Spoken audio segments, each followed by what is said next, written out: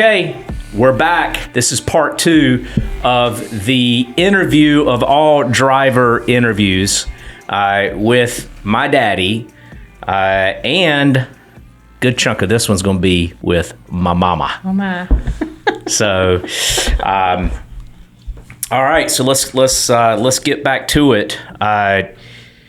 So to kind of continue where we left off before, the last thing that we talked about was Popeye Jim. Right. And really, if you think about it, okay, he's really where it all started. Where it all started, yeah. Because you grew up Yeah. as the daughter of a trucker, Right. okay, and he passed the torch to you at Cook and Tart Steel. Right. After he had his heart attack. Right. And then he drove a little more local with Turlington and, Right. you know, all of that. So I'm going to get to you. I got a lot of questions for you, too. But, you know, one of the things that you were saying there at the end was, oh, well, you know, he would tell me all the stories and, you know, how I think he got you into talking on the CB and all that stuff. So talk about that a little bit. Because, like, we all have, like, people that we look up to, people that bring us into certain things like he did he was kind of like your trucking mentor, right? Right. So tell us about that. Well, he would tell me about the times that him and, what was his sidekick that used to ride with him? It was Randall Sessoms. Randall Sessoms. Oh, my goodness. The things that they talked about and the kind of trouble they could get in if they were to do it. And they were talking about it all the time. They always stopped at the truck stop up there outside of Richmond.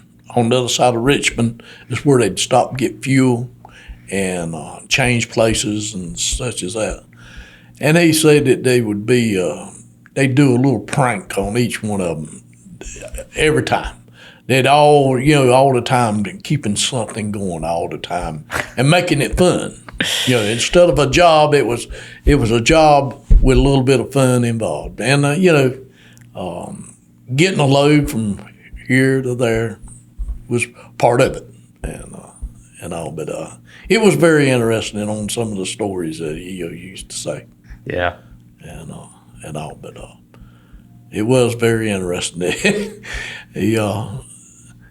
He'd say if you're going through the tunnel, you make sure you blow the horn so everybody know you're there. Or lay into the Jake. Yeah, or lay into the Jake. Everybody knows you're there, you know, or it'll wake you up one. Yeah, and all. But yeah, he was a character. He was. His handle was Sad Sack. Sad Sack. Now we're gonna get to you and you growing up around him. Where did that come from? And what does it mean? Do you know? I don't really know. Listen, he used to look at comic books, and there was a character in the military called Sad Sack, and Sad Sack was always getting in trouble for something. That was him. Well, that's the connection. that makes it right. Yeah. Wow. Makes it right. That's where it come from. Wow. So he's the one who passed the torch to you to go drive at Cook and Tart Steel. Right. And, you know, it sounds to me like what you described before was he wanted you to talk to them, and he had already talked to them. Yeah. So he already had that confidence in you. Listen, my son-in-law is perfect for this. I'm going to go talk to him and see if he wants to do it. So, you know, that was your first experience on the road. Correct. So how did he help you after you got on the road? Because that was a whole new ballgame for you. We had no GPS. Okay. We had atlases. Oh, really? Yes. Is this why you have just now started using Google Maps to get from here to there? Right. GPS wasn't around. Right. And we had our map, but having him to tell me what road number and where I need to turn or how to get to this place, there's a shortcut this way and all. It was valuable information. Just like it is today with the GPS, it's valuable information because they tell you on the GPS, which is the shortest and the best route to go. Right. See, we had a atlas. Plus, when I was going to California, I had a little book, atlas book of Los Angeles, because it's so big. Oh yeah, it was multiple. You had to flip through and find all the area where you're going to and where you're at. We found it. I mean, we'd stop on the side of the road and map out. When we got there to California, we'd map out how we need to go. Go San Bernardino Freeway. Get off at exit, and so forth, and go like that. And that's how we done it back then before GPS come along. It would have been a lot easier with GPS.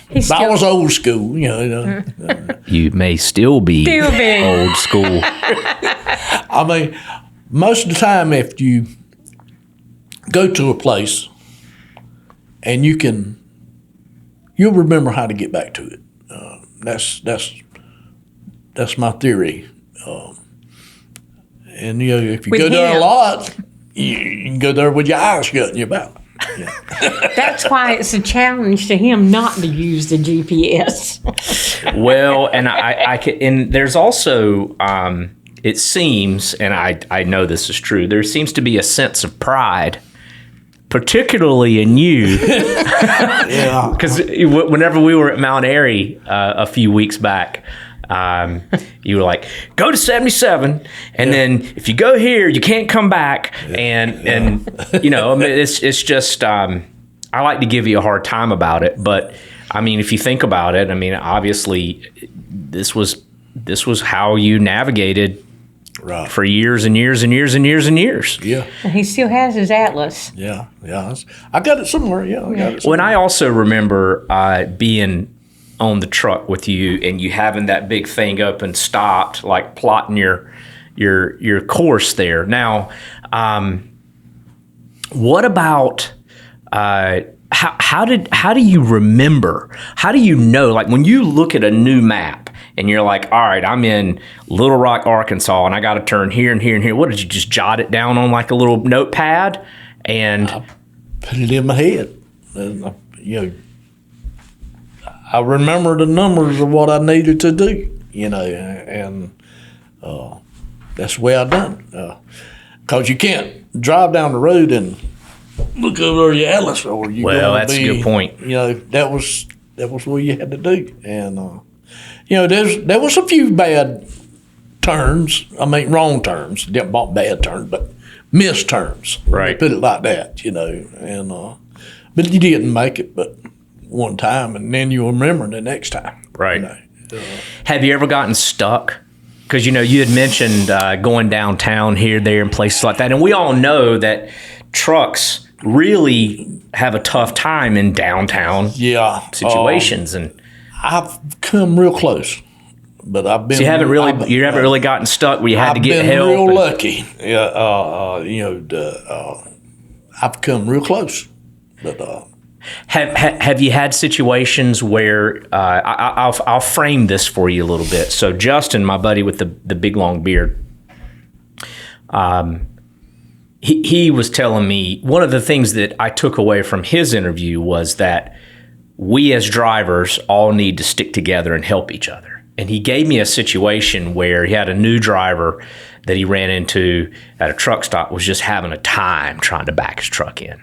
Yeah. And so, he helped him back his truck in. And so, have there been situations where you've had to get out and help other drivers figure things out? There was. Yeah. Can you give me an example of one of those? We were at the steel mill in Darlington, South Carolina, and there was 3 bays. There weren't bays, but there were 3 lanes, so to speak. They had lines on the concrete where you back under the shed for them to load. And I'll never forget it. And you've got a big area where you could pull up and then back right up, back in. And this one young man pulled up there, backed up once, and they didn't do right. Pull up, back up, pull up. It took him 10 minutes, and after 10 minutes, I got out and I walked over there. and I tried to help him out. And I did help him out. But not everyone can back a truck and trailer. It's the hardest thing to do. I got my experience from the farm. Of course. It transferred over.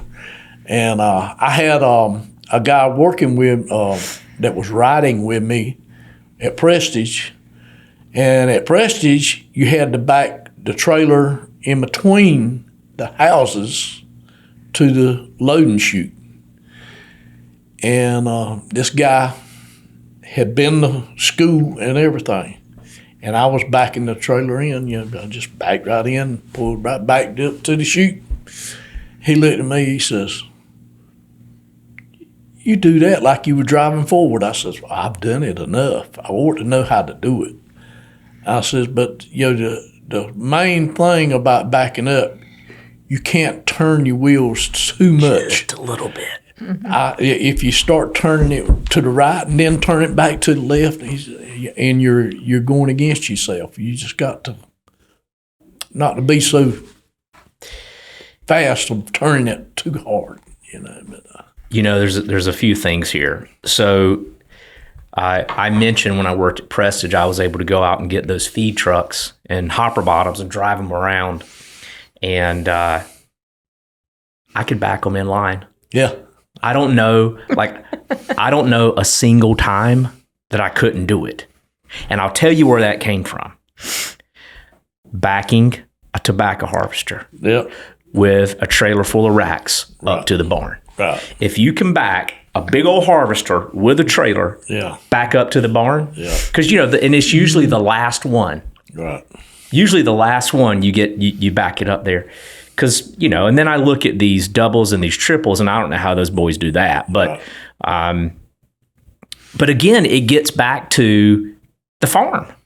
Yeah. I mean, because, at 10, 11, 12, 13, 14 years old, you're doing stuff that, 99% of the world never does. Right. And then one day you jump in a Mac R model and you go. Yeah. So I and another thing, and I'll tell you this, and one of the things that I do, because I get I do my truck simulator, right? American Truck Simulator, and it's a game. It's like 90% simulator, 10% game, and the game part is like your loads and your money and all this other stuff. And so, one of the things that's happening in that game is Schneider and Werner and a few of the big mega fleets are recruiting drivers by having billboards in the game. Right. Here's how that happened. And I've told a couple companies about this, and they're like, "Wow, really?" Because it's so real. Mm-hmm. Right. You've driven it before. Right. And other than the vertigo or the motion sickness or whatever, like you've driven it and you're like, "Man, this is so close." Yep. Is Schneider the department that trains drivers and certifies their drivers to drive for them? They were having these drivers come in and they were acing the backup test, and they saw a consistent thing when they were interviewing them, and they learned how to do it on American Truck Simulator. Right. So that's it's a teaching tool. Well, it is, and I really enjoy doing it. I mean, one of the things that I do is okay, so you can probably relate to this. You get out on the road, you're paying attention to the road and you're driving. You're not thinking about, you don't have phone calls, you don't have emails and like my life is full of phone calls, emails, text messages, meetings, conferences, travel, and all that stuff. And again, this is not real, but when I get behind the wheel of that truck in that game, I drive for like 2 hours and I don't think about nothing but driving. And it's like a sense of freedom that I don't really get in my I go to therapy, I think a lot. I mean, I don't think everybody and their brother should be going to that, but I went through a tough time a few years ago after COVID and everything. And so I go to therapy just kind of to check in, make sure I'm good. Because, I like running this business is like living in a pressure cooker constantly. Right. And so entrepreneurs, in business owners, they have a really high rate of depression and mental illness and anxiety and all this other stuff. And like we're like fighter jets. Like we get up in the morning and we go up and we barrel roll. We do this. Like our days are just crazy. So, after I realized, after I went through that pretty tough time after COVID, which you guys are familiar with, I started just continuing to see Heather, my therapist, just to make sure that I'm good. If I'm having a tough week and we talk about it, we just kind of keep me straight. And so if I get into my therapy session, which is really now, they don't even go the whole hour. They go like 30 minutes or something like that, because I'm generally good. And if I'm wound up or I'm going through a tough time, Heather, I do two things to unplug. One, I take my boat out, Right. which y'all know about that. Yeah. And two, I drive my truck. Right. So Heather will ask me, Chris, when's the last time you drove your truck? And Leanne will tell me, Go out on the boat. go out on the boat, or she'll say, like she texted me, because I've got the kids this weekend. She's in Miami with Cassandra and everything, and she said, I hope you get time to drive your truck. Because it allows me a couple of things. One, it's not a truck, but it's close. Right.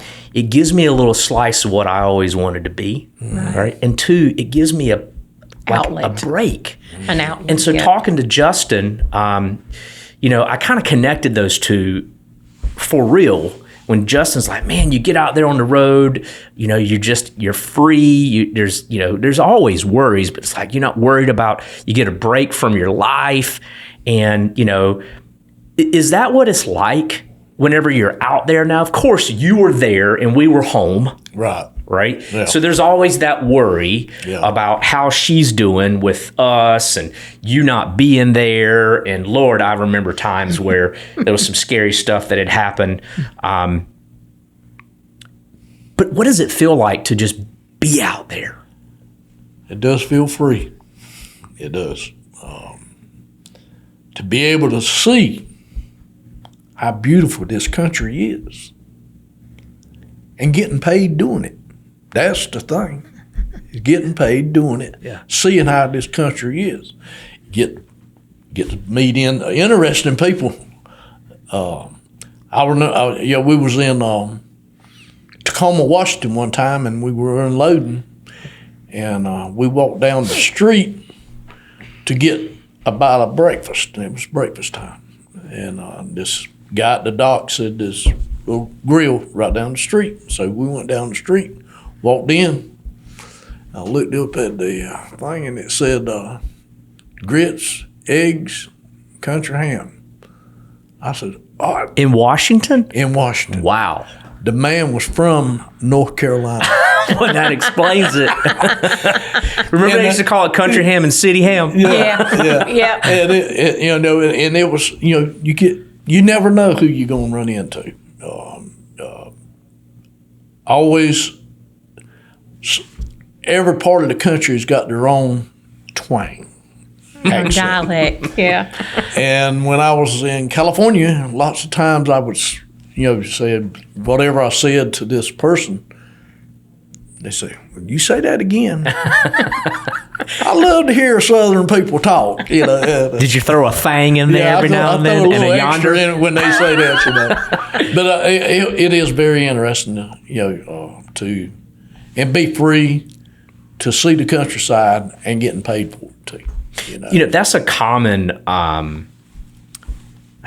answer. And these drivers that I've been interviewing are all like, you're the only retired driver, Right. that I've interviewed. All these other people are on the road, and some say, actually, a few of them have said, I started for the money, but now I'm in it because I get to see the country. Yeah, you do. You get to see the country. It's beautiful. It is. I can't exaggerate it. I mean, you can't exaggerate about how beautiful the country is, because it is beautiful. Right. So I want to ask you a question about truck parking. So modern day, today, the number one problem outside of traffic and, what y'all call them, four-wheelers, not cutting y'all off and that type of stuff.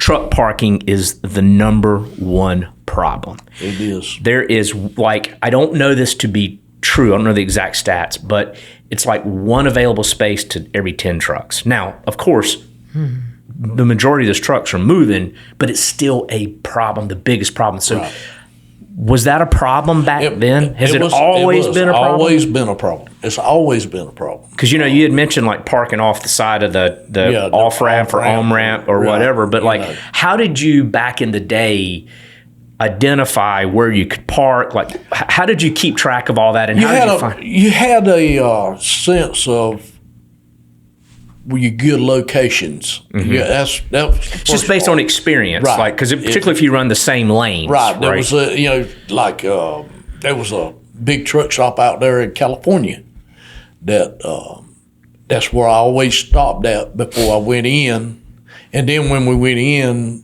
to Los Angeles, there would be our terminal and and everything, and but the locations. You would be familiar with them. But to get familiar with them, you'd run into a problem, until you figure it out.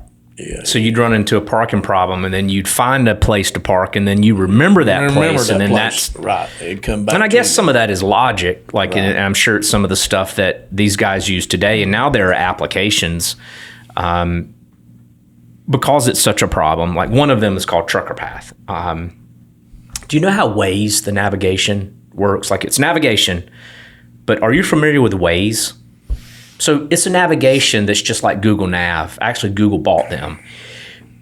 But you can go to the map and click it and then tell that there's a speed trap or there's an accident or whatever. And it's really the honor system, right? Well, Trucker Path works very similar to that. Because truck parking is a big problem, a lot of these truck drivers, when they're at these stops, they'll go and they'll hit 5 spaces available, right? Because they know how precious that space is. So can they reserve? They can reserve them a place. You can. You can reserve. In some places, you can reserve. And I was talking with one driver who it's like, man, sometimes you pay for a space and somebody takes it anyway. It's just that big of a problem. Right. And so yeah, it seems like it's just always been a problem. And it was always, I pulled a double trailers too. Before. Really? I did not know that. Yeah, when we were with Tar Heel Carriers, we had to do double trailers once in a while. That is a problem. You don't pull where you can't circle on. Oh, you can't park anywhere that you can't just head out. Yeah, you got to be careful. So you pull double trailers. So let's talk about that. I've always been curious about that. Like, so when you pull double trailers, so a couple of questions. One, when you've got 2 trailers behind the truck, does it feel different? Yeah, Do you feel the draft and everything? Does it feel? You could feel it a little bit. Okay. My theory was just don't look back too often. Could you see the second trailer doing that every now and then? That throw you off. It would, you could feel it a little bit. All right. So when you made a delivery with double trailers, right? Okay. How does that work? You have to you pull in the place that you're going to be. And it's always where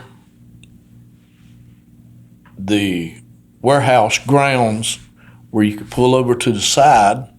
You have to drop the back trailer. You pull it out,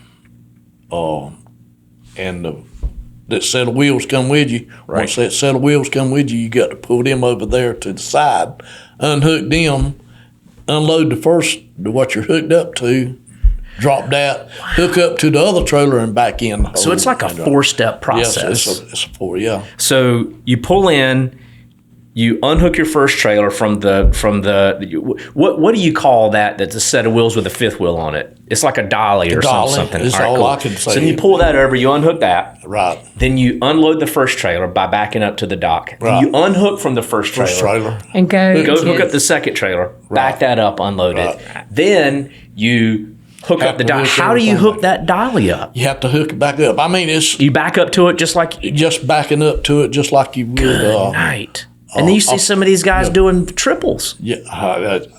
What's the purpose of a double trailer? Like, why? the load weight distributing, Okay. because you got It's for more certain axles. types of cargo that weighs. Right, and then and plus you load capacity. You can the 2 trailers versus the 1. Of course, the 2 trailers is they're not as long as the 48 foot. Whatever, 53 foot. 53. I don't know how long they are now. Because that was back in the early '80s. And that was when they first started doing it. You know where I see that a lot today is in California. Yeah. And so is there anything special about California that you see a lot of double trailers? California special. Anyway. Yeah. It's just double trailers. We'll leave California alone. Leave California alone. All right. So that is interesting. I did not know that. I mean, I've always been curious about it. I'm like, I didn't make many loads with double. That's trailers, a lot of but work. It's a lot of work. It is. And speaking of the swaying back and forth, one thing you told me one time was like, you're like, yeah, it gets dangerous out. You were talking about dangerous. You said sometimes you'll be driving and you'll see the trucks just weaving. Yeah. On the interstate where these guys are like falling asleep. Have you seen any, I know you've been on the road a long time, so you've seen some stuff, but have you seen any bad stuff from drivers falling asleep and stuff? Not particularly drivers. Okay. But I have seen a 4-wheeler. And it's just, it sticks with you. It makes you, makes you think. Right. And everything. Most drivers know their limitations. But you still got that one aspect of Right. going over the limit. Right.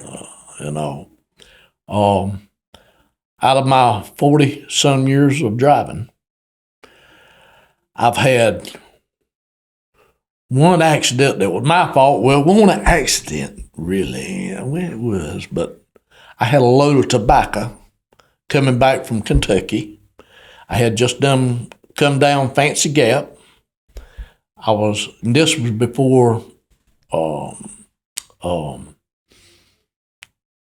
74 that goes, which is 52 out of Winston-Salem and goes over to the 77. Fancy Gap's up towards Mount Airy, right? Right. Because you were talking about that whenever we were in Mount Airy a few weeks back. I just come down Fancy Gap and got on 601 that carries you over to Mount Airy and you pick up 52. That's the way we were having to come because the 4-lane wasn't complete. And I was on Highway 52. It just had been raining, and it wasn't raining at that time. And I just hung up my mic talking on the CB. And I was in the left lane, and my front tire dropped off the pavement, no. and it went on the side of the road, which it was rained, and it was clay-like. This clay soft. And my front tire dropped off, it pulled me. And I went in the medium, up the other side of the medium, back down that side of the medium, and stopped in the medium with my load like this. Didn't lose a leaf of tobacco. The only thing I hurt was my pride. And that was one accident I had, if you call it an accident. I had to get a record to get me out. Of course. Yeah, because I was in the medium, couldn't go. How was the load? Did the load shift? Did you have to Load did do not anything shift. to the load? Because those tobaccos, they stack it high. It was real high, and I mean, didn't lose. That's amazing. Divine intervention. And the only other time was I was driving for Prestige, and I was turning into the office, and a lady ran into the back of my trailer. Oof. Yeah. I didn't feel but just a little bump. Right. But I bet she felt it. She felt a lot of it. Did she get hurt real bad? Yeah, she got hurt a little bit. I mean, it could have been worse. But those two, that's it. That's it. That's all. Now, I got to ask you this. How many speeding tickets have you had over the years? I've had my share, your mother's share, everybody's share. I remember you coming home one time. I think I remember you saying this. You came home with a California Highway State Patrol hat. And yeah. I think you said, I remember you saying, I earned this one. Yeah. So you get busted out in California, son? Yeah. And I never, well, they can't get me now, so I never did pay it. Really? But I got a letter. Well, don't worry. California's, they're taxing everybody, so they got somebody paid it for you. But yeah, I've had my share. When you said 55, I mean, like, don't get me wrong. There's a reason why speed limit now is like 75. Right. You know, and it was 55 back then. You know, it has proven to be not as dangerous to allow trucks to drive faster. Right? Well, and you just kind of did it anyway back then. But. Yeah. But that's a lot of speeding tickets. A lot of money dished out. Of course, it won't as much money as it would be now. Yeah, but they get you 10 different ways now. Oh, yeah. But it was a lot. So let's talk about CB talk. So you know, you got introduced by Popeye Jim to communicating with other drivers. What kinds of things would y'all talk about? I mean, because you know you're in the middle of Georgia, heading to Birmingham, whatever. And how does that work? Whatever comes to your head. I mean, you say, look at that truck over there. It looks good, or isn't that scenery? But just talk whatever you want to. This is before cell phones. Yeah. You mentioned didn't have the cell phone. Payphone. Yeah. When I was with Cook and Tart Steel, I'd always call at Garland. I'd stop there at the payphone and call Blue up, and he would meet me at the office, and he would unload my load, and he would load up back what I needed. And that's how we communicated. Now, also at Cook and Tart Steel, Anthony Carter worked there too. Yes, he was a forklift operator. Yeah, right. He unloaded when Blue wasn't able to. Got it. But Blue was good. Oh yeah. Yeah, your grandpa said Blue was. When he told me, he says, "Now he knows what to do with it," and he was right. Cool. That's cool. Real good. So, what is some of the CB terminology? Like, what's a greasy spoon? A greasy spoon is where you got a lot of lard cooking going on with your fried chicken and biscuits and all. And he had your. We all know what a smoky is. Yeah, we all know what a smoky is. And all, but that. You and Leanne. Hammer down, you always know what hammer down means. That means just run as hard as you can, and front door, back door, whatever. Got a smoky on my back door. Yeah. But it was very interesting. It was educational lots of times, out there. Right. And, I bet so. So, what do you feel that when you look at it, it's all said and done? When it's all said and done, what do you feel you enjoyed the most about it? Getting home. Going there was interesting, but getting home was worth it all. Yeah. Getting back home. How did you communicate back then? Payphone. I call once a week. Once a week, I'd call. Mm-hmm. Yeah. So did you have a dedicated time? Usually it was around 7, Yeah. And usually it was on Wednesday. Wednesday most of the time. Yeah. So Wednesday at 7, you knew Daddy was going to call. And so obviously you would find out what's going on, find out if anything was needed. Right. Well, maybe I should ask you that. Like, what did y'all talk about whenever y'all talked? Oh, mercy. I don't remember now. Just what had been going on with him, what Yeah. was going on with you guys. Where am I and going and when he what's thinks going he'll on be with them. home. And Yeah. pretty much. Not a lot. I mean, there was not a lot of time to talk. Well, because it was long distance, it was by the minute. It That's was right. you pay by the minute, collect, all that. Yep. Yeah. Yep. Wow. So how would you so this is what I know and what I remember. And I don't have a clear memory of this. But this is what I know. Your daddy's going to be home this afternoon. And we go out, right? We think he's going to be home 2:00. I don't know, whatever. You don't know what time Right. it is, but you would say, Right. Daddy's going to be home soon, and we'd be outside, and then we'd hear you at the end of the road. Sometimes it was Jake. Sometimes it was we just knew, right? And then we'd be waiting at the ditch. So waiting at And the And the ditch is still there. the ditch is still there. Does it still fill up with water? Yep. Of course, Well, we I've- need some water. I've pulled my cars over that ditch a many a Right. day and worked on them. Don't let this company fool you. I came up hard, changing water pumps, changing oil, all that stuff. So how would you know when he was coming home? Because you talk on Wednesday. What would you say? Well, I should be home Saturday Yeah, this is afternoon. Yeah. basically, yeah. Once in a while, I would get a second phone call. Yeah. Okay. Most of the time, if he said I was coming home on Saturday was dedicated to waiting for him to come home. Yeah.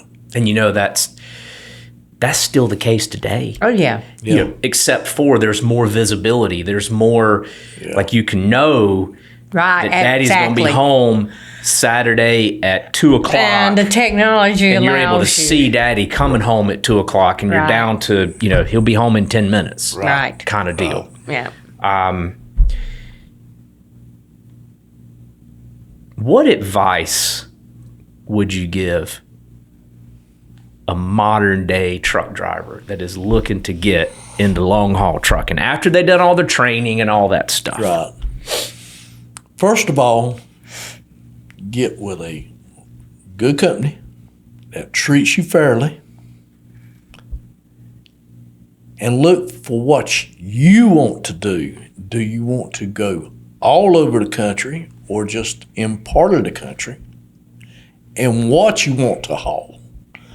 A van, flatbed, whatever. And just enjoy it. And make money while you're enjoying it. Yeah. And, What would you do differently looking back?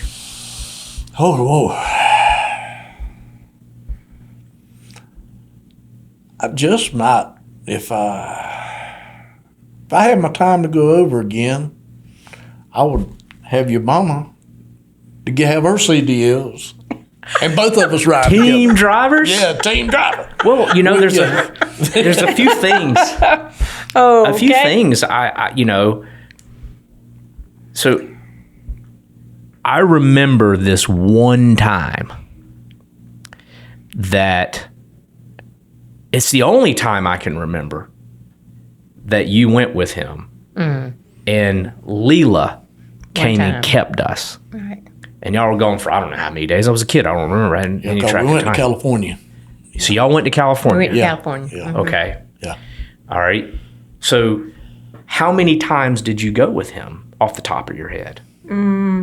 I went with him to California, and I went to Fort Payne, Alabama one time. So you've been 2 twice. times. So I went with him Two. more than you. Yeah. I went Okay. 2 times with him. All right. So let's talk about that trip. So what do you remember about that trip to California? Because if it was to California, that means you were gone for a week, right? Yeah. Or longer? Yeah. That you don't. Is that the time that Leela kept us? Yeah. Okay, That was the only time so that was the only time that I went with him. And you were gone for what, like 2 weeks? Do you remember? How long? About 10 days, probably. Maybe 10 days. So a week and a half. Okay. And the Fort Payne, Alabama was only a couple of days. Right. I remember making that run because it was to the steel mill. It was Right. from the steel mill to Alabama, this truss place that you were talking about. Right. So what do you remember about that trip? That you don't stop in the rest areas in Arizona and New Mexico.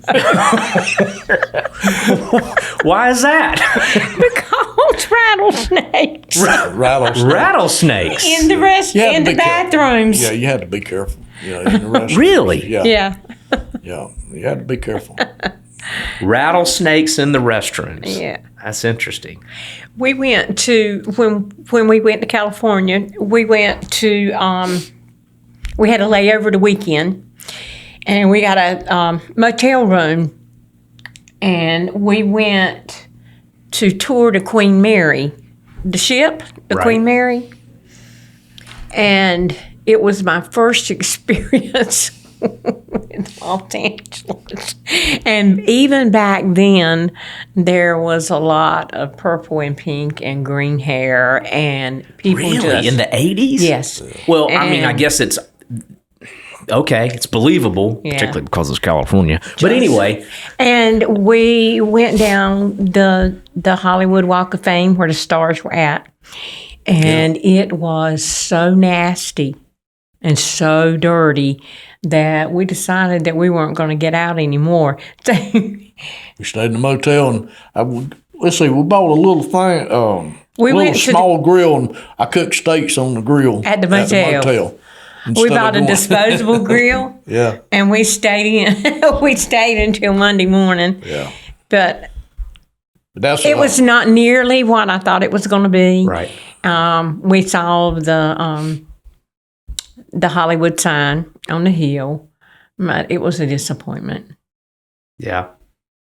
I've traveled a ton, and I mean, it's kind of a checkbox thing. Okay, I've seen that. You know? Right. I mean, I guess it's not that I'm turning my nose up to it. It's just it's a hill, Yeah. and you've seen it on TV a million times. You can't be right up at it, so it looks like it does on TV. So I can understand why you'd say that. But getting out of the city, the countryside, and the places that we went in between and all, it was beautiful. And I enjoyed that part. I didn't enjoy being in the city. Not what I thought I would, you know. But I enjoyed time with your daddy because I didn't get much time in those Right. days. Yeah. I bet y'all talked and talked and talked. We did. Yeah. We did. And we stopped and stopped and stopped. Does that mean somebody had to go to the bathroom quite a bit? Somebody's bladder wasn't trained for long haul No, trucking, was it? No, we were considering getting me a 2-liter drink and emptying it out. Oh, that is awesome. But your daddy told me, he said now he stopped for me when I had to use the bathroom, but he told me to start with. He said, now we do not stop at rest areas in New Mexico and Arizona, and he told me that was why, because the rattlesnakes would go into the bathrooms. Yeah, we warm up, you know, and everything. That had to be something else to go to the bathroom. You hear that thing I rattling. mean, drivers, communicating over the Right. CB Right. would let you know, what's going on and all. But Yeah.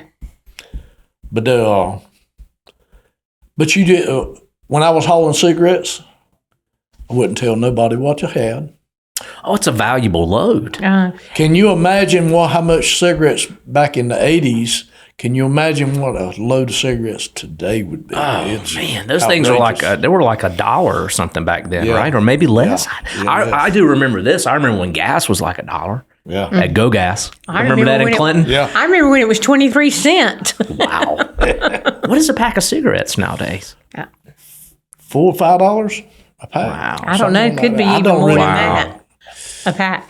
You just think that somebody that smokes a carton of cigarettes a week, they could probably easily spend $80 to $90 on a carton of cigarettes these days. Wow. You Beverly Hills Cop. right? You know, that whole that beginning of that movie was somebody trying to steal a load of cigarettes. So that was a high value cargo. It was. Have you ran into any situations where people were trying to break in your trailer and stuff? No, I didn't even really get into this stuff. I was told to park where you keep your eye on your truck. Make sure you park where you keep your eye on the truck. Yeah, and I did. The only situation I ever had was I was going into New Mexico. I think it was New Mexico, or it might have been Arizona, at the way station. And this was back then. It was back when they were checking for fire ants or something like that. And you got to the way station, and all the trucks had to pull over. Any vans had to pull over, and they wanted to look in the truck, the trailer. And I pulled over, and he told me what he wanted. I said, "No, you can't break that seal. You see what kind of seal it's got? It's a federal seal." It's because cigarettes Cigarettes are regulated. Okay. Crossing the state line. I said, "No." He says, "Yes, I am." I said, "I need to make a phone call." And I called my dispatch. And it wasn't long before they got phone calls, And then a person come out there and said, "Nobody's breaking that seal, because of the cigarettes, and everything." But that was the only situation I ever got into. But think about that for a second. So you had to make a phone call. I had to make a phone call. And then they called somebody else. And then they called somebody else, and somebody came out there. Right. Whereas now you do it on your phone or whatever, and it gets handled almost instantaneously. Right. Yeah. Wow. Yeah. But, and he said, "I don't know." I said, No. I said, "I need to call my dispatch." And I called my dispatch. And they took care of it, Because it was, because I had my manifest and everything. I said, "Here's what it is." But, Well, speaking of way stations, so nowadays, have you ever heard of way station bypass? Oh, yeah. Okay, so now, and we're a partner with this company called DriveWise. Right. And DriveWise runs on our tablets, and and all the load information, all that stuff is, and they get to drive by based on their safety score, right? But back then, did you have to stop at every single way station? If it was open, you had to stop. Okay, and what was that like, and how long did it take? It didn't. I mean, most of the time, if they were looking for something, and once in a while in California, Again. they'd have this bay, and you might be the lucky number, and your number be pulled, and they pull you in and inspect you. Right. So that's But a most random of the time, inspection. if you're legal, as long as you're a legal weight, lots of times, unless they were looking for something. Right. And the way stations now, you just go along there and they have an arrow. If you're kind of close to being over, you'll flip over. See, they didn't have that when I was going. Now, what do you mean by that? An error close to being over? In other words, because I don't understand how all this works as well as I should. Your way station has got, you pull in your way station. Right. And if it's one of the modern, the arrows pointing, you just keep on going. You don't have to pull up to the scales. Right. You take the little bypass road where you drive a little slower. Is that what you're talking about? No, you'll come off the ramp and you're going straight. If they want you to weigh across the scales, right, it'll point. The arrow. In other words, you'll run over sensors. Okay. What I've gathered, and them sensors will give, if they're real close, that one load is being close to being overweight. Right. The sensor will have the arrow point like that, and then you got to stop. You had to pull over and pull on the scale part. Now, you also said something that I'd like you to talk about a little more. Is you said if they're looking for something, and when you say they're looking for something, now you went extreme earlier. You said they were looking for fire ants. What would they be looking for nowadays? That's what they told me. When they pulled us in there, They're looking for fire ants in your load. Yeah, this was back when they started Fire ants first started first appearing started in the. coming up. See, they were coming up from the south. And we were from the south because of Tar Heel carriers. It's like taking fruit into another country. Yeah. Right. Like that kind of thing. But that, they could. That quickly went by the wayside. I mean, fire ants are everywhere now. They're here. Yeah, I don't know if they're out there though. I mean, they may still be contained to the south. Yeah, but if they look, they can be looking for certain loads, and Got it. and everything. Well, thank you. You're welcome. The interview ain't quite over, but I want to ask Mama some questions. Okay, Okay. go for it. All right. Well, to start with, thank you for raising me right. I mean, I was, oh man, I don't want to make you cry, but you can cry your eyes out if you want to. But I mean, you Probably will. You had it tough raising two boys. Yeah. Because me and Bradley, good night. I mean, I think back to some of the situations that we put you in, and I think you did pretty well. But I say that, but when I say thank you for raising me right, I will say that I can sleep at night as a business owner, as a human being. I have never screwed anybody over that I ever know of. I have walked away from deals. If it didn't pass the sniff test, I didn't do it. I've never done anything that I look back at and say that was not the right thing to do. And a lot of that came from the way that I was raised, and you had a big part of that. So I'll say that. Thank you. I mean, you look at these core values here. No, I've been reading. Go the extra mile, always be grateful, do the right thing. Right. Urgency is essential, and create a positive impact. So the core values of this company, I mean, really came from how I was raised, right? And I'm pretty rare from that respect. I'm pretty rare because, a lot of people are in it for the money, and who doesn't want to be in it for the money? You drove a truck to make money. Right. You drove a school bus Yep. to make money. I run this company to make money, but I'm not going to make bad money. Right. So I'll start there. Right.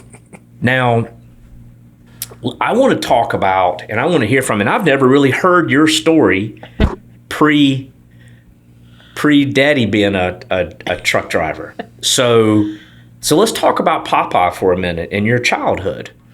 So at what point, how old were you when he started driving a truck? Do you remember? Where he worked for, he worked for the Dr. Pepper plant when they were open in Clinton. And that Okay. was years and years ago. That had to have been when Mom and Daddy first got married. So they were in like early 20s, or back then you got married in late teens, but it was very early on. Right. Okay. Daddy was about 25 Okay. when he and Mama got married. Okay. And then he went to work at Spivey Oil Company, driving an oil truck and making deliveries. Right. And- Similar to the bread truck type deal. Right. Right. Single axle, Right. no trailer. Okay. And to make ends meet, when Hardee's opened in Clinton, he worked at nighttime at Hardee's. And on the Oil weekends. truck during the day, nighttime. Yeah, 3 girls. Mm-hmm. That's Yeah. Yeah. And girls so, are expensive. Yeah. I have So around they are around, I would say 5th or 6th grade Okay.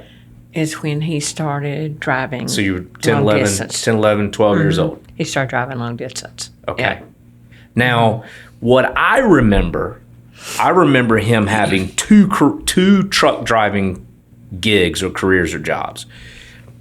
I do not remember cooking tart steel, so I was young, right?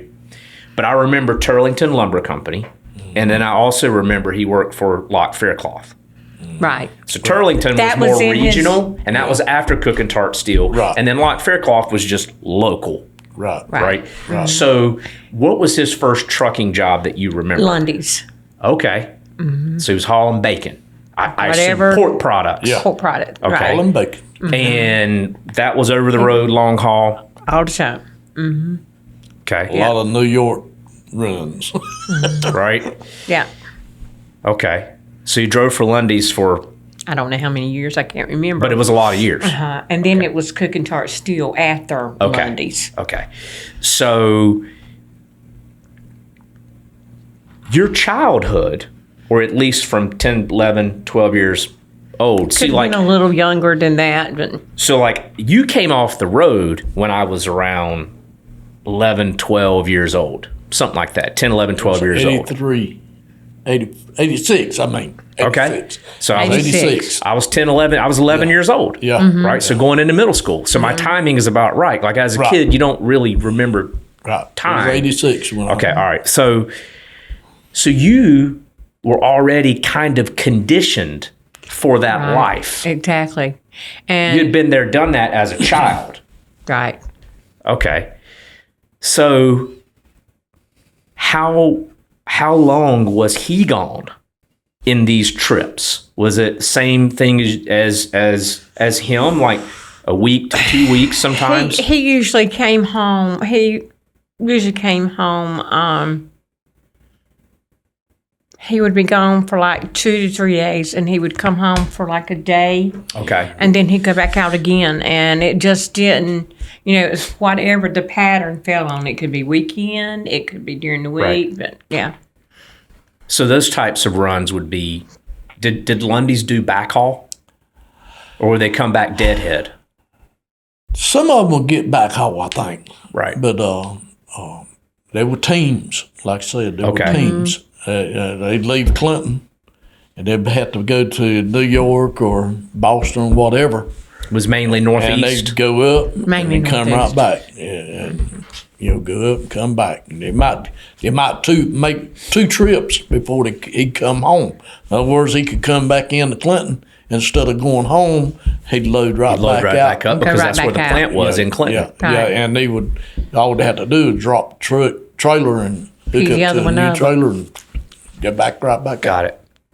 So he drove for Lundy's for years, and then he went to Cook and Tart Steel. Right. Okay. So he did the same kinds of runs that you were doing at Cook and Tart Steel before you, Right. and then he had a heart attack. Right. Right. So do you remember that and like what happened and like, Yeah, I what- remember. so can you talk about that some? Are you able to? Yeah. He had been diabetic for a while, even though he went for his ICC physicals and all. They didn't check him like they should have, and the diabetes is what caused his heart attack. Really? Yeah. So where was he when that happened? I remember this. I don't remember specifically. Wait a minute. I know that he had multiple heart attacks, didn't he? Yeah. Okay, so I remember the heart attack, one of the heart attacks. He had 2. Okay, all right. So had 2. the first one, when was that? It was before I was born, right? Because he was driving at Lundy's when it happened? No, it wasn't before you were born. It was after you were born. Okay. I can't remember what year, but but where was he when it happened? Was he home or was he on was the road? home. Okay, he was home. He Okay, was so that's home. what I was getting to. Was he on the road? was home. Okay. And he started hurting in his chest, and Mama took him to the emergency room, and he had a heart attack at the hospital. Wow. Well, that's divine intervention. I mean, it's Yeah. unfortunately he had a heart attack, but I was, because one of the things I remember about Bobby Powell's daddy is he had a heart attack like on the road. Yeah, I remember. Like he was out somewhere and he died out Yeah. somewhere. And so I didn't know if maybe he had a heart attack when he was no, in he was Boston or actually something. he was actually home. Okay. So after he had the heart attack, did he continue to drive for Lundy's or did he switch to Cook and Tart Steel? Like what happened after that. He was driving. No, he was driving for Cookie Tart. Okay, so Hill. Yeah. so that heart attack Happened. was when he said, "I'm off the road. Yep. He Yeah. said, "That's it." I want you to drive." Right. And you took that job. Right. Okay, so it was the heart attack that started all of that. Right. Right. All right. So from that point, then he still drove, but it was for Turlington. Is that Yes, right? So that's right. So he went from Lundy's to Turlington. Right. Okay, and that's where I went out on the road with him. Some because he drove that Kenworth K100. Right. He drove that Diamond Rio, which was just Yeah. those things were talk about road commode. Those things were ugly, but they were really considered kind of high end trucks. Yeah. I never really liked how they looked, but I mean, to me, all trucks were beautiful back then. I just kind of look back now at some of these pictures that I've seen Yeah. and remember that old ugly old white long nosed truck that those trucks were just ugly. But that Kenworth K100 is what I remember Right. riding in the most Right. because he hauled lumber Right. up and down. It seemed like it's from Virginia down back. I mean, it was like short runs. It was short runs. Yeah. Yeah. Okay. So you drove there for years, right? Like how many years? Like, it had to be a few years because I went out with him a decent amount. Maybe about 10. Yeah. About 10 years. Yeah. Do you know how often I went out? So, because again, kid, I can't remember everything, but I knew I was in that truck a decent amount with him. I don't remember how often you went out, baby, but I know that he would get you when he thought that. He could run to Richmond and back, Yeah. kind of deal. Yeah, I remember him letting me hit the Jake brake switch, and then he would keep his foot on the gas and surprise me when he would take it off. Yeah. Yeah. Just that's where I that whole Jake brake thing started Yeah. with me. Okay, and so then he left there and then went to work with Mr. Faircloth. Yeah. It was, he just drove. He didn't have to do any of the He just hauled equipment manual around, labor. construction equipment around. I know he was in the woods a lot with logs, and I remember him. I do remember him taking me into the woods sometimes with Turlington. He would haul logs out of the woods, Right. and I'd get to go sit on some of the big equipment with the big gravel Yeah. The hooks ground. and, Yeah. and stuff. Those are some good memories. I mean, like, I do what I do, but man, I wish I could give Will some of that. Yeah. Like it's just not the 80s anymore. No. Like it's just, I wish I could take him into the woods or take him on a truck or give him some of those experiences because he just won't, who knows? But he just won't look at trucking the way that I look at it. And I really believe that all of those experiences is why I'm so passionate about it now. Right. Because those are some of my earliest memories. Right. Your earliest memories around 4 or 5 years old that you can like tap into. Some of those earliest memories is the smell of diesel fuel and, that little hump, of the sleeper, the K100, that little hump that's got the vinyl around it Right. and rolling over and then hitting the bumps and waking up and you get in the truck and it's dark and then you wake up and it's like 10 a.m. and, those things. Yeah. I just chose a different path, but Well, the way of life is different now. it is. Yeah. Yeah. Leanne and I talk sometimes about, if we could go back in time, right? Like what era would we want to live in? And I would say the 70s. The 70s. Life was just different. Life's different every day, and every era and decade before is different because technology is just advancing at just such a rapid pace. Who knows where we're going to be 10 years from now? So, what was it like for Granny? And how can you compare what it was like with her to your experience?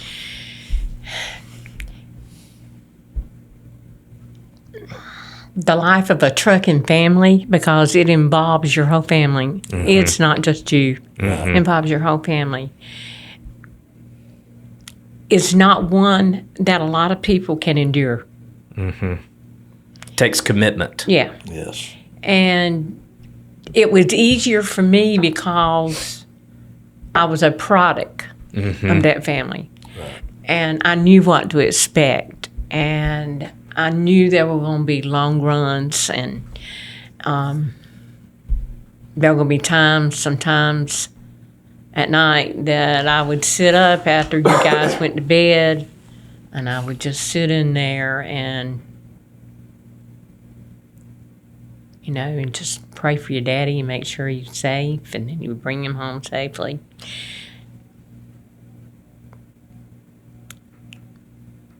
You have to be strong. You have to do things that you don't want to do. You have to learn to do things that you never done before. And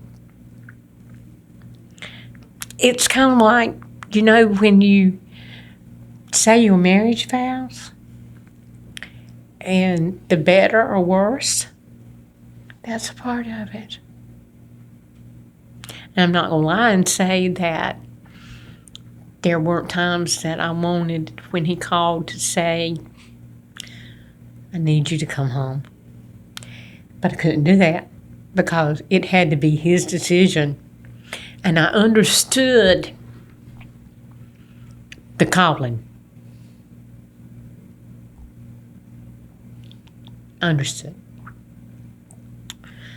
So, yeah, it's like anything else. You have to be committed. You have to realize that everything is not going to be the way you want it all the time. Right. And there's a lot of things, I have to say this, there's a lot of things that I learned to do because your daddy won't home. And I can do those things today, but I let Daddy take care of them because Daddy's home.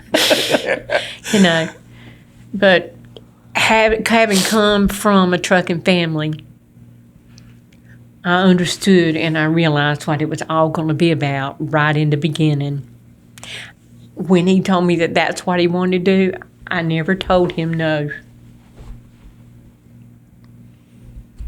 And that's it. In a nutshell, I did a lot of praying. God never let me down because he always brought him home. He always helped me through the times that I wanted to pick up, or not pick up the phone because I couldn't pick up the phone, right. But wait for the phone call. And I wanted to say, I just need you. But that was not, it couldn't be my decision. It had to be his. And I knew when it was time. He did. Best phone call he ever made to me was that phone call that he said, I'm coming home. Come and get me. Yep. Was that in Charlotte? Mm-hmm. You went with me.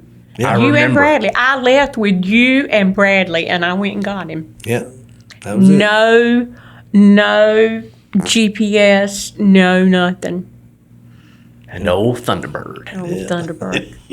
He told me where I needed to go, how I needed to get there, and I went right straight to him. Yep.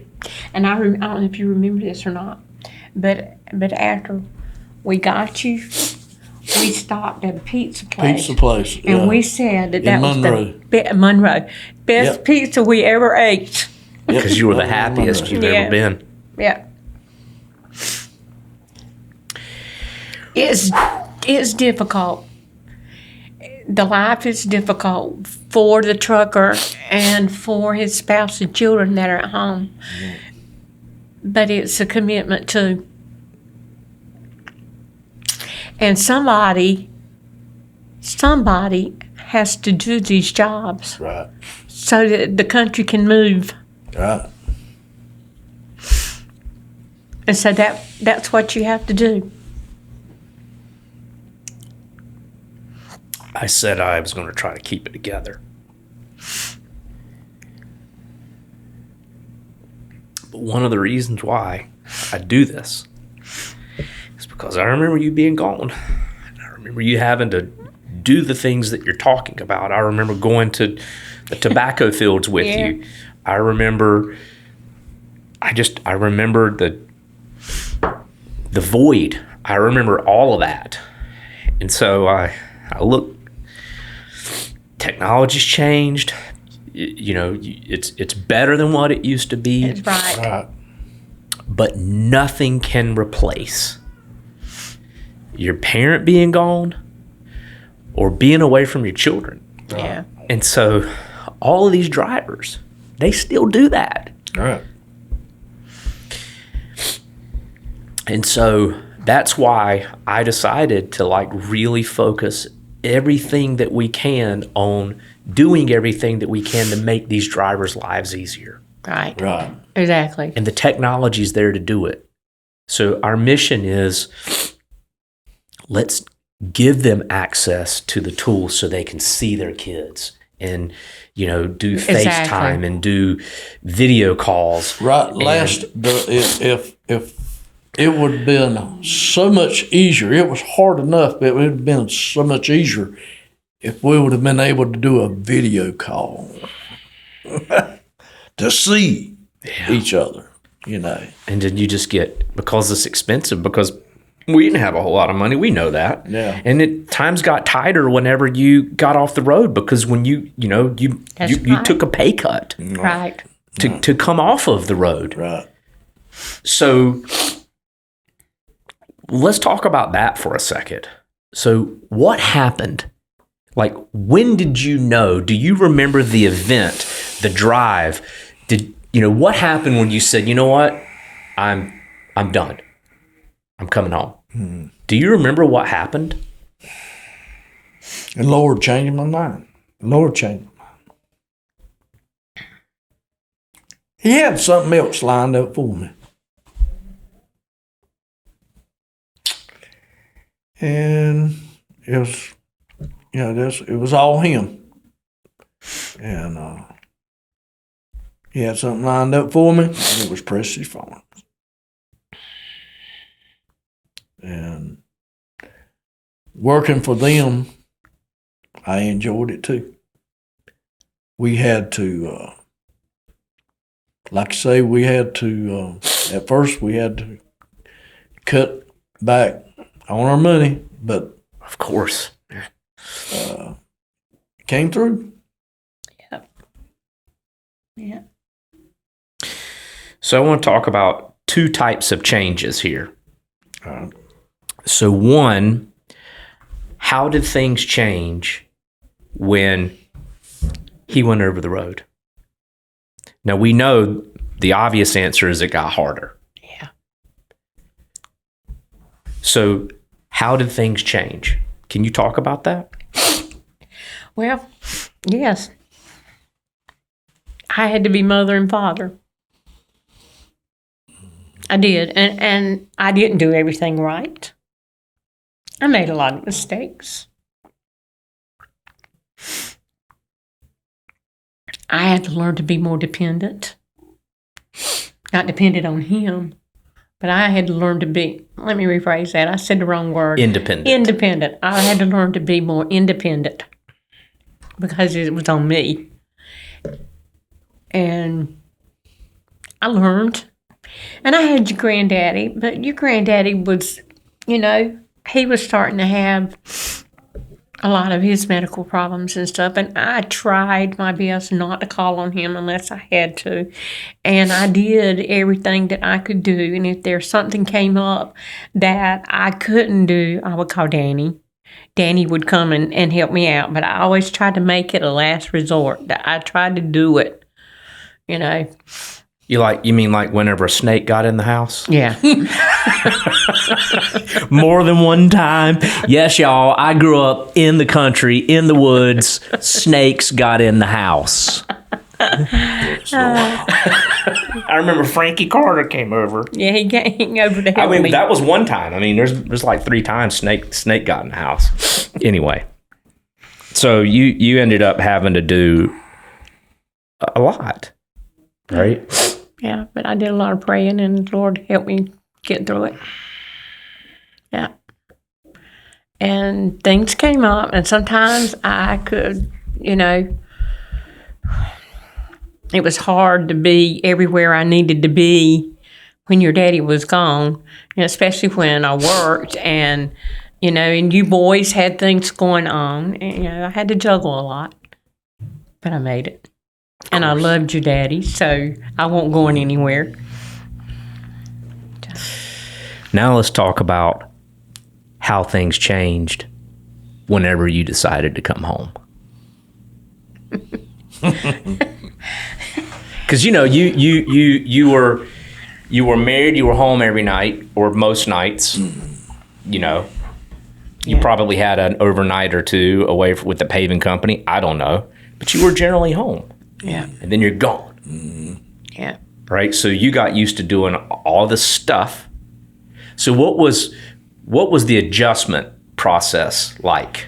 Well, I didn't used to him being home, and I I had to learn how not to try to take over, because I was used to taking over. Right. I was used to doing it, and I had to learn how to back off and let him do things and let him take care of things. I got to eat a lot at the house.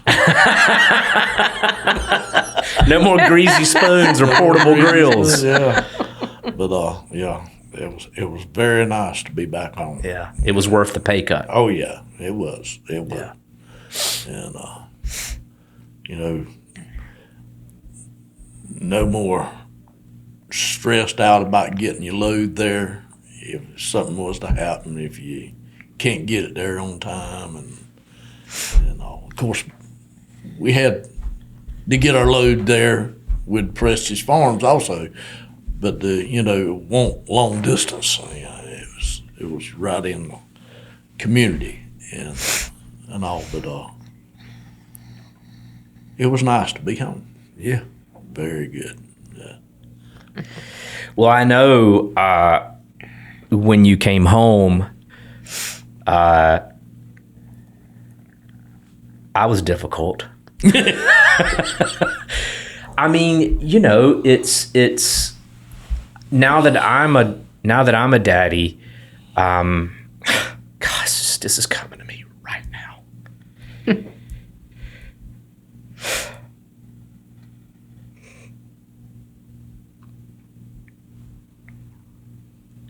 Leanne will tell me, you need to spend some time with him.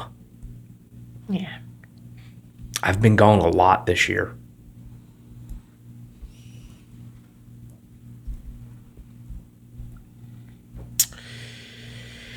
And Will's acted out some. Yeah. And of course, I don't drive a truck. And I haven't been driving until I got tired and go to sleep and all of that stuff. But I'm on the road a lot. Yeah. And I just made a decision. About a week ago, I'm done. I'm not going anywhere the rest of the year unless I absolutely have to.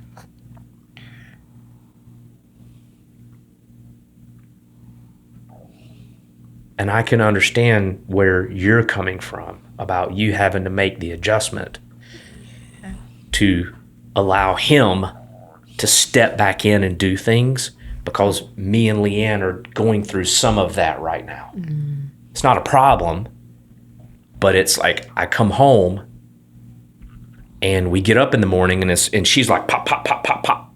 And I'm like, and she's like, get out of my way. I mean, she doesn't say that, but it's just like she gets it done, right? Well, she's used to. It's an adjustment period when I'm home. Like, it takes me a day or two to jump back into the rhythm of the family. Because when you're gone, she's there doing everything, and but she's there doing it proactively. Right. Like she's got to do this. She's ahead of the game. Right. Yeah. Right. And so here I am behind the 8 ball when I come back from being gone for 3 days, 4 days. Mm-hmm. And it's been every week, every other week for a while. Because, I get these texts from you and it's like, love you, son, and good luck wherever you're at today. Or you'll text me, where are you going today? And I'm like, I'm in Jacksonville, Florida. I'm in Austin, Texas. Yeah. I'm in St. Louis, wherever. And I've gotten a little bit of a taste of both of the things that you're talking about. Right. Even though I'm on an airplane and in a hotel room and not behind the wheel, the impact on the family It's the same. and the impact on me, I miss my family. And there's a couple of reasons why I said, I'm not going anywhere else the rest of the year unless I absolutely have to. And you know what I've done? The meetings that I would normally go to, I've done right here at the end of this conference room table on that camera and that TV. Wow. And I'm going to do that as many times as I can to not have to travel. Yeah. Because my son needs me. Right. My daughters need me too. But like Will is the youngest, and it's usually the youngest that acts out, or it's not like he's acting out as in doing bad things. It's just you can tell that he needs time with me, because I went to the mall with him. We went, so it was Bailey's birthday. Right. And, we went to Cheesecake Factory. That's where she wanted to eat. That was 2 days ago. And Will needed a pair of shoes. And Leanne said, hey, go take him to go get a pair of shoes. By the way, he showed me those shoes. Those black Air Force Ones? Yes. Oh, he's so excited about them. And that one-on-one time with him was priceless. And all we did was go get a pair of shoes and go to the Lego store. Right. And I could tell that he needed me.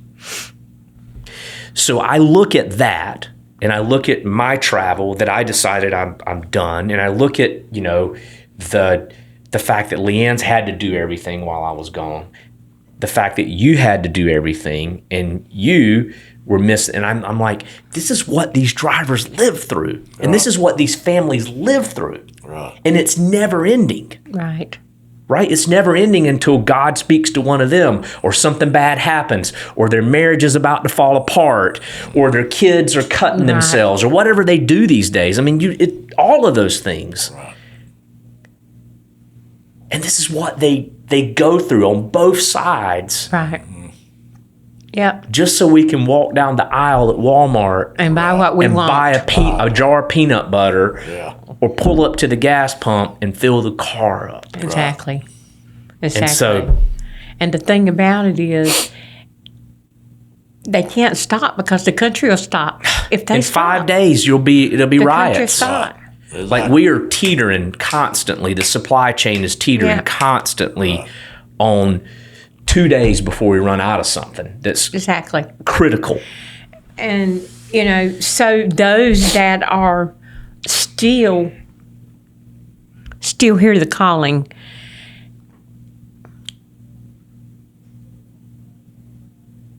they need to have a better way of doing things. It would be great if all companies would cater to the whole family Right. and meet the needs of the whole family instead of just a driver. Because like we said, if they were to stop, the country would stop. That's interesting. I haven't thought about that. I mean, here I am. We may be onto something there. Here I am focusing on driver, because that's who we serve. That's who uses our solution. But having this conversation and thinking, put myself in the shoes of not necessarily in a driver, but in the situation similar to what a driver and a driver's family goes through. Yeah. You're absolutely right. There needs There needs to be be resources available for the wife or husband. I mean, because, we got women drivers Oh, yeah, that's yeah. true. and the children. That's true. That's And interesting. these trucking companies should have something in place for those families. If they want to keep their drivers, then they should do everything they need to do to make it easier on the driver, but also the family. The wife who has to figure out, Right. what do you do about this heater that is out, or the plumbing leak, or I got a snake in my house. or the hot water heater that gets a hole in the copper line. Counseling services for the kid that's acting out because his daddy's gone. If you want to keep the caliber of driver that's going to get the job done, then you need to also take care of the family that's left behind while he's out on the road. It's a holistic approach. Mm-hmm. Wow. That is gold right there. You see why I Nana married her? Saunders. You see why I married her? Well, you know she's a published author that she didn't tell anybody Yeah, until a I couple did. years ago. That is so... Would you help me do something? I'm going to say yes. Because I don't know how to even begin to... I mean, like, that is so needed.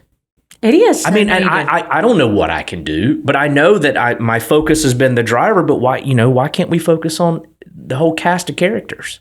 Well, I mean, if you're going to keep The family, the wife, and there's got to be a way we can pull some of these. Like, I'm highly connected in the technology space, and these companies are always trying to give back to the community. Maybe there's a way we can do something and get some money and put it to good use.